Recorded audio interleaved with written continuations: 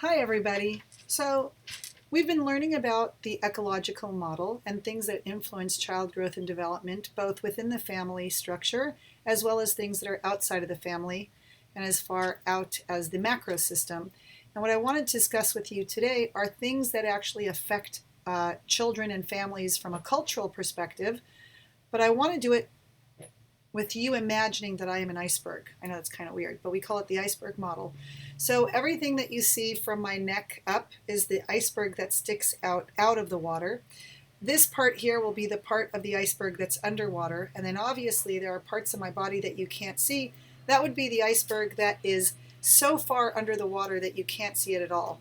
And so parts of the iceberg that are actually sticking up that you can see, or above sea level, if you will, are things that you can readily see in people. So what they eat, right? What they wear, the music that they listen to, the games that they play, the celebrations that they put on, literature, visual arts, anything that you can actually see as a manifestation of their culture. That's all here, easily apparent, and you can see how that influences them. For example, in working in a child care center, I was going to make lunch one day, and I said that the menu was going to include Persian rice. So some of the families came up to me and said, "Great, my kid loves that." And these were families who are Persian, or perhaps even families that had had exposure to Persian rice. And then I had some families who said, "What is Persian rice? Oh my gosh, if it's not sticky rice, my kid's not going to eat it." And I said, "Well, there is a cultural influence on the tastes and preferences that kids have, but if we expose them early enough, maybe they'll like it." You know what? I'd say probably 99.9% of the kids in the school ate the Persian rice. It was great. Then you have the part that you can see just below the surface of the water. Those are the unspoken influences, and those are really the ones that, while we don't necessarily see a manifestation of regularly, those are still the things that we feel and we can sense. And that will be, for example, how close people speak to one another. So in certain cultures, for example, in some Asian cultures, the cultural influences that we don't get very close to people when we speak, and we don't touch. We definitely don't hug or kiss on a first meeting.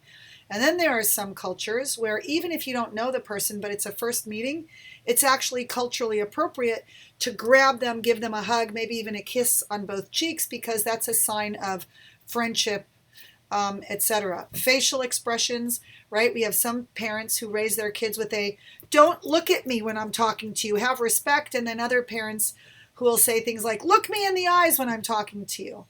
And so, some children you'll see always looking down when they're being reprimanded, and some will look like this at you when they're being reprimanded.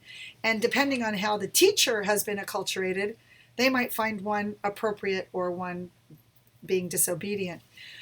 So those include rules of conduct, things like context, how you put things into context in conversations, concepts of time, right? I know that, again, in our Jewish culture, and I'm Jewish, there is Persian time, which means that if a wedding starts at 5 o'clock, you don't even have to show up until 7. And even then, you're very early. And then there are Germans who we call them Yekis. And if they show up to a wedding and it's 5 minutes after 5 and you were supposed to be there at 5, you've already missed a whole bunch of stuff because we start on time. So concepts of time, courtesy, personal space, as I've discussed with you in the talking, etc. And then there are the parts of the iceberg that you just don't see, but it still will have quite an influence culturally on how that child and then that family lives. And those are things like facial expressions, body language, touching, eye contact, patterns of handling emotions. So, for example, there are some cultures or some families where boys don't cry, right? And now there are some cultures where, come on, even though you're a guy, it's okay, cry, show emotion, etc. How often do you socially interact with other people? What's your definition of insanity, right? We always hear people saying things like, "Oh, I grew up in a dysfunctional family." What is a dysfunctional family? In certain cultures, it is very dysfunctional to speak at the dinner table. And then there are some cultures where if you don't speak at the dinner table, you're being inappropriate. And then there's also the stuff that really lies below the surface that we don't talk about, which is how do we problem solve vis-a-vis things that are related to age, to sex, to class, to occupation, kinship, and so forth. And so, again, examples of that would be it's only parents will only have a sense of pride if their children become doctors, lawyers, or engineers. And in other cultures, it's a sense of pride if their children excel in sports. And in other cultures, it's a sense of pride if you earn a lot of money, no matter how you earn it, things like that. And so I want you to think about all of these that I've just mentioned to you, and then go into the next discussion. And what I'd like for you to do is you are going to upload a video, and you are going to talk about, and it can just be for 30 seconds or 1 minute. And here are the 3 things that you need to put into your video. And they are going to be, for your culture, what did you find exists at the surface or above level that we can see easily? So, for example, in my culture, our dress, I came from a very Orthodox Jewish background, and you had to wear long skirts, long sleeve shirts. You could definitely never show your collarbone, and women, once they were married, had to wear a wig. And then unspoken influences. So, for example, concept of time. My mom had us late to everything. No concept of time, because late for her was late for other people was on time for us. And then unconscious influences. There was definitely a difference between how boys were raised and girls were raised.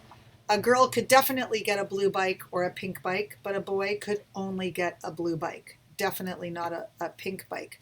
And so I want you to just talk about where you're from, what you label your culture as being, whether it's religious or national or community, whatever you want it to be, and what exists above surface, right below the surface, and things that we might not be able to see.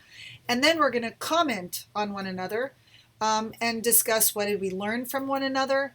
How might what we learn affect our classroom practices with the children in our care, because now we know things that we might not have known before about cultures. And not only that, but how might what we have learned about deep cultural influences affect our interactions with families.